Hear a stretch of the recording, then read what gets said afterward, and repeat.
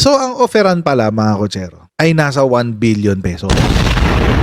Hindi nga raw inilapit o Phil Chinese trader na kausap ni Lacson. Inofera ng 1 billion pesos para lang ilapit siya sa presidente, no? Tindi. Tinanggihan siya. So hindi siya na ngayon nakalapit sa presidente. Posible rin kaya na may mga binayaran din siyang mga opisyal, sabihin natin presidente, para makapagpatayo siya ng Pogo Hub niya sa Porac at sa Bamban.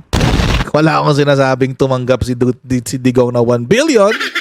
Wala akong sinasabi. Ang sinasabi ko lang ay may ganitong kalakaran si Alice Go. May ganyan siyang diskarte. Para makuha niya yung gusto niya, magbabribe siya. Para makuha niya yung paglilinis ng pangalan niya sa Presidential Anti-Organized Crime Commission or PAOK, magbabayad daw siya ng 1 billion pesos para linisin yung kanyang kaso.